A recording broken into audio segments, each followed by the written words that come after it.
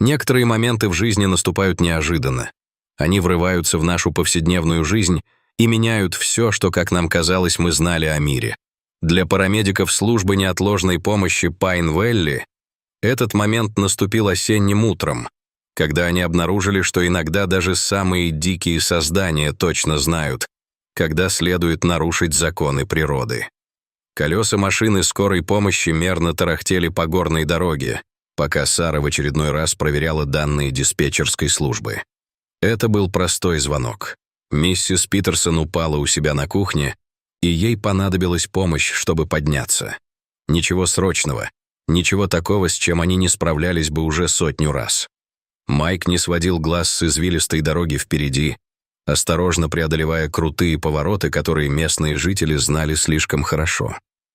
Утренний туман стелился по земле, как толстое одеяло, заставляя их ехать медленнее, чем обычно.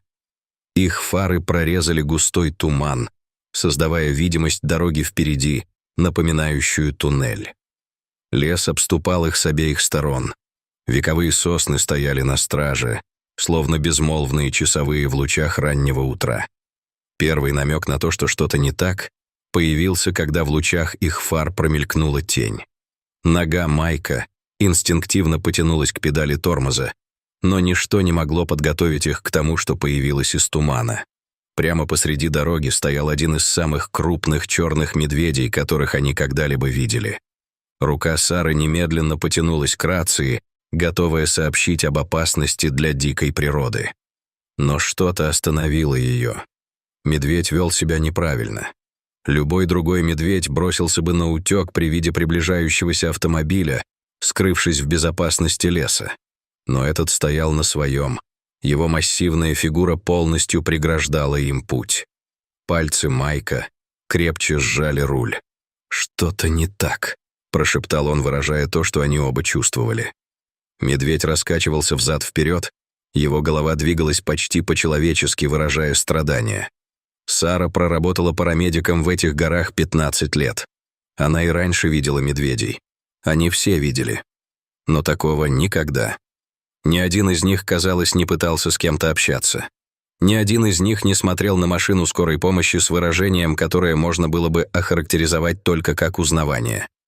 Медведь снова двинулся, на этот раз неторопливо направляясь к окну со стороны водителя.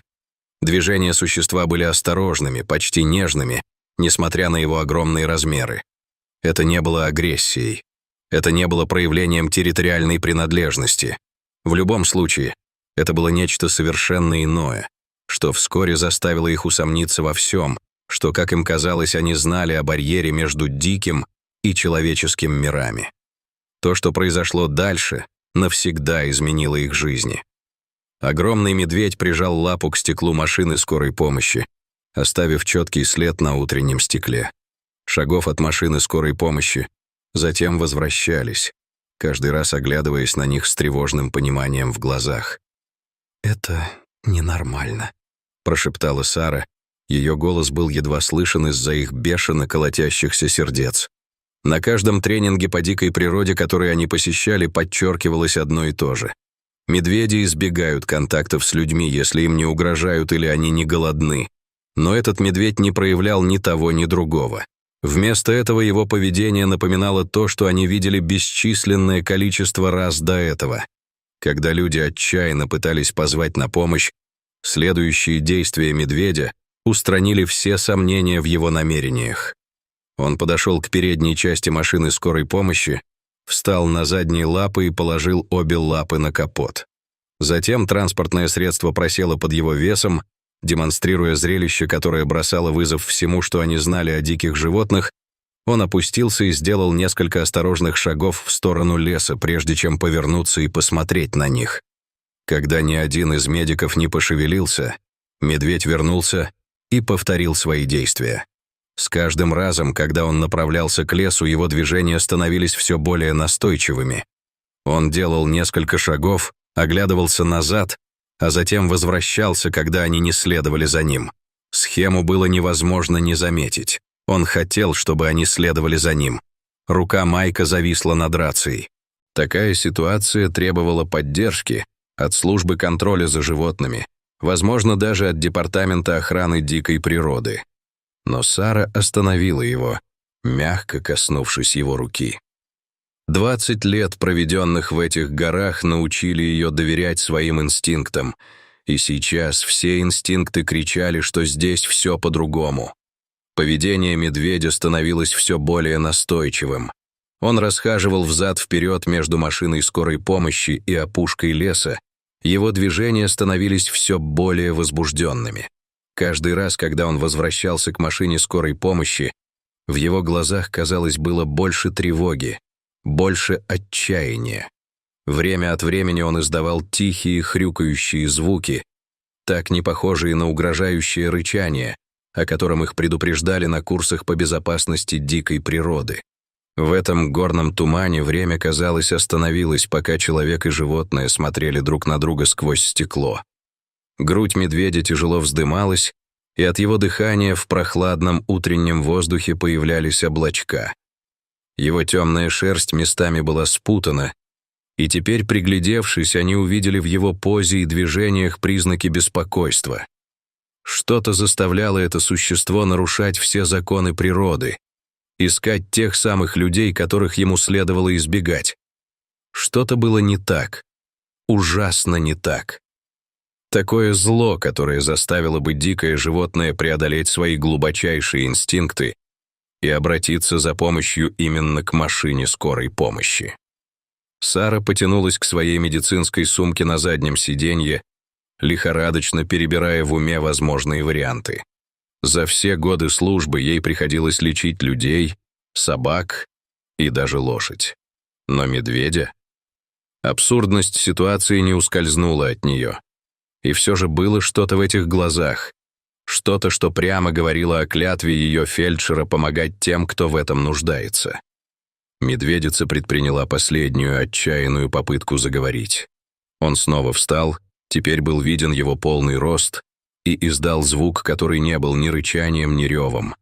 Это было что-то совсем другое, что-то, что звучало почти как крик о помощи.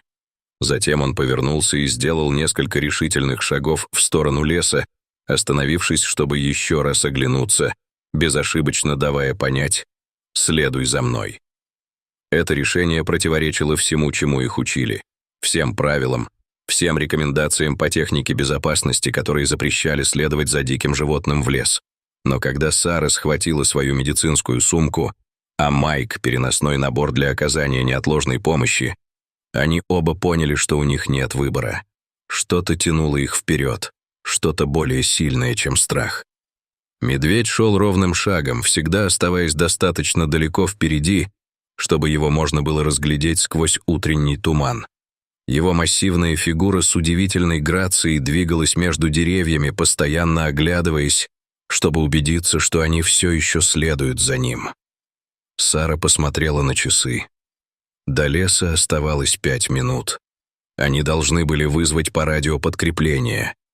10 минут. Медведь ускорил шаг. Прошло 15 минут, и утренний свет едва проникал сквозь густые кроны деревьев. Медведь вел их потому, что, по-видимому, было охотничьей тропой, протоптанной в лесной подстилке за годы скитаний по дикой природе. С каждым шагом воздух становился все гуще и тяжелее. Поведение медведя становилось все более возбужденным. Он то вырывался вперед, то нетерпеливо ждал, переминаясь с лапы на лапу, демонстрируя явное беспокойство. Его дыхание стало затрудненным, но не от напряжения, а от того, что, казалось, вызывало растущее беспокойство. Через 20 минут после начала своего путешествия они начали замечать признаки, которые превратили их профессиональную озабоченность в настоящую тревогу. На их пути были сломаны ветки, но не от естественного падения, а от того, что что-то большое двигалось в спешке. На нескольких деревьях виднелись глубокие царапины, достаточно свежие, чтобы из ран все еще сочился сок. Медведь проделывал это путешествие несколько раз, недавно и отчаянно. Затем их поразил запах. Сначала едва уловимый, но становящийся все сильнее. Что-то, что заставило обоих парамедиков обеспокоенно переглянуться. Годы работы в экстренных службах научили их распознавать металлический запах крови, даже ее слабые следы. К нему примешивался другой запах, который говорил о боли и страданиях. Их проводник внезапно остановился, напрягшись всем телом. Медведь повернулся, чтобы посмотреть на них, и в рассеянном свете леса они увидели слезы, выступившие на его шерсти под глазами. От такой человеческой черты в таком диком существе у них мурашки побежали по спине. Медведь издал низкий жалобный звук, от которого, казалось, задрожала сама земля у них под ногами. Прямо перед ними деревья расступились, открывая небольшую поляну. То, что они там увидели, будет преследовать их в мечтах долгие годы и навсегда изменит их представление о границе между миром людей и животных. На поляне произошла сцена, от которой лица обоих парамедиков побледнели. Там, в неглубокой впадине под поваленным деревом, лежали 3 медвежонка.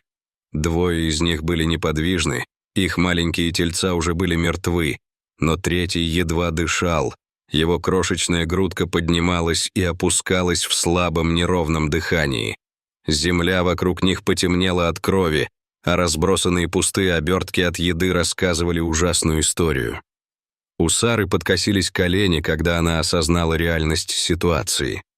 Медвежата нашли выброшенную из лагеря еду, а вместе с ней что-то смертельно опасное. Вокруг были разбросаны покореженные металлические банки, их острые края тускло поблескивали в слабом свете.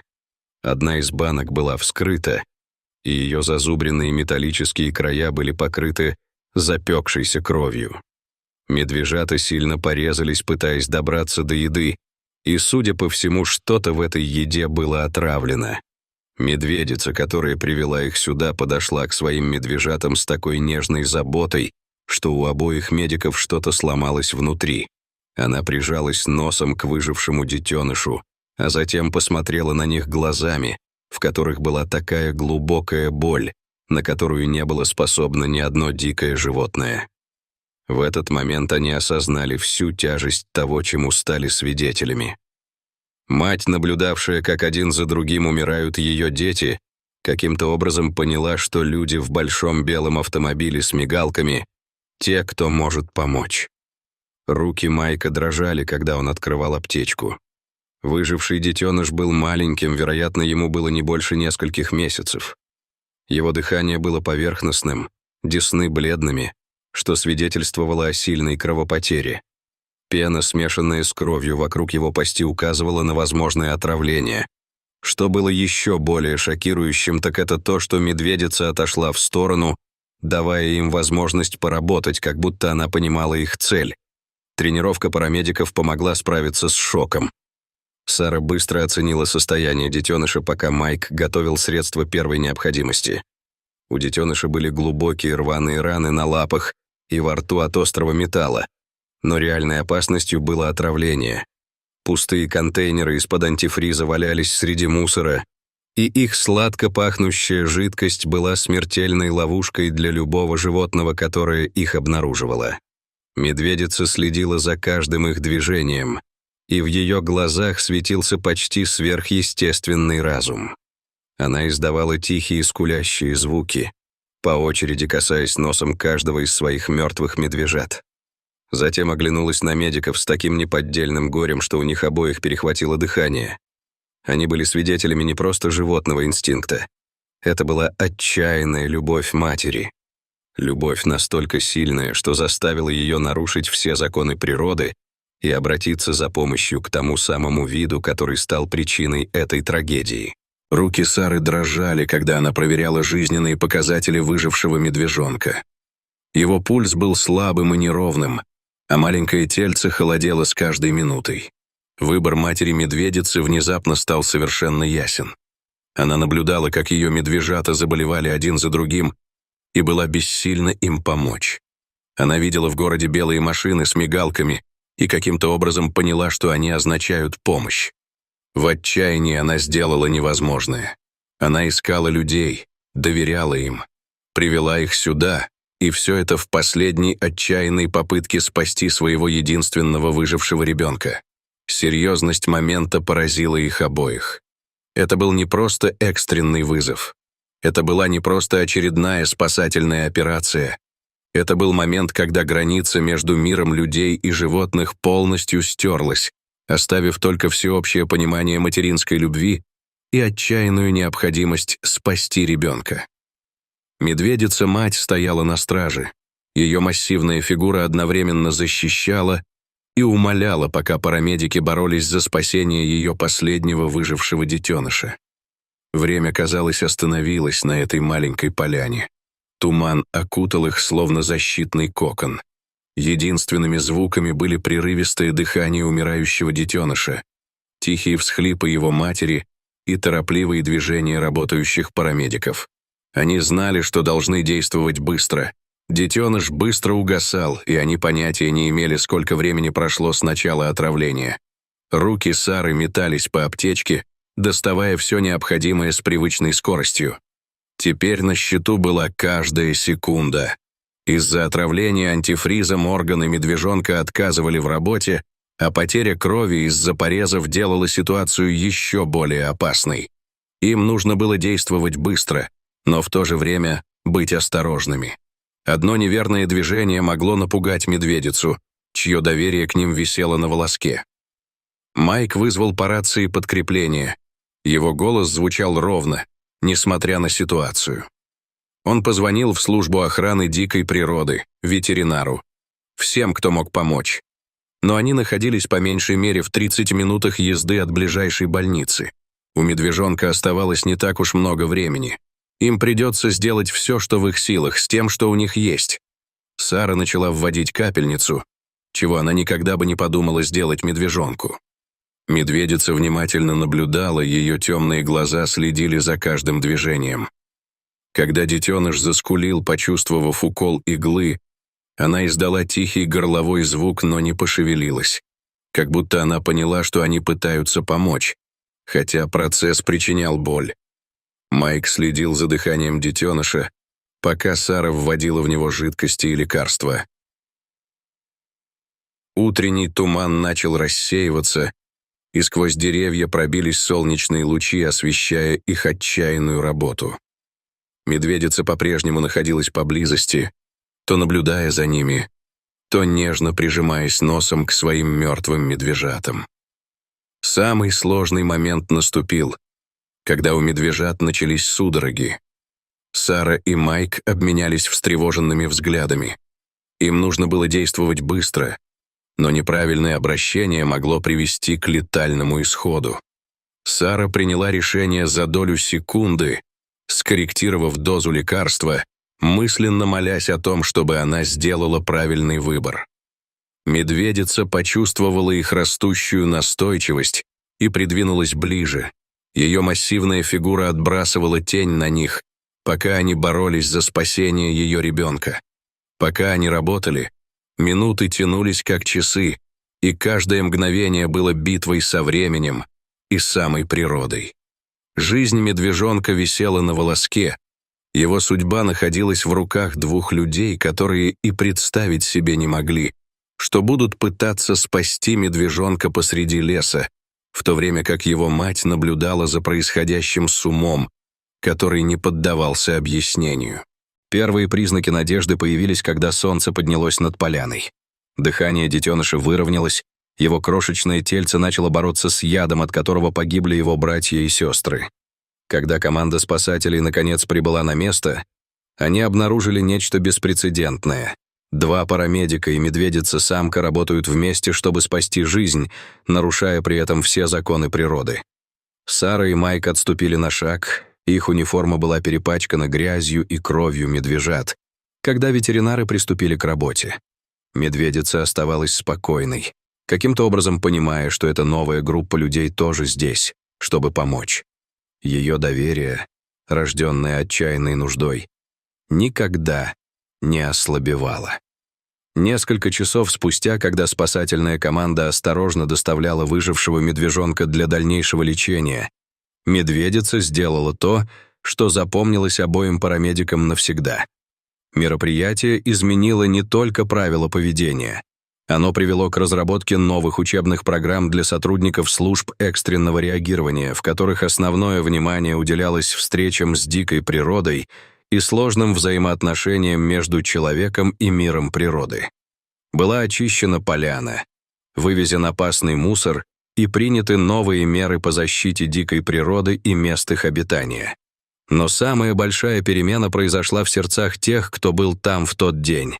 Они стали свидетелями чего-то экстраординарного, момента, когда искусственные барьеры между миром людей и животных растворились, оставив после себя только всеобщее понимание любви, отчаяния и стремления защитить своих детей.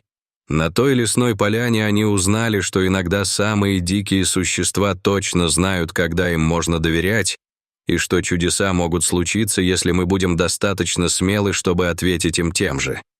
Если вас тронула эта невероятная история о выживании, надежде и неразрывной связи между матерью и ее детьми, обязательно подпишитесь на наш канал. Каждую неделю мы рассказываем вам удивительные и правдивые истории, которые демонстрируют необычайную связь между людьми и животными. Нажмите на кнопку подписки, чтобы никогда не пропустить еще одну трогательную историю о мужестве, сострадании и замечательных моментах, которые напоминают нам о том, насколько особенными на самом деле являются наши отношения с дикой природой.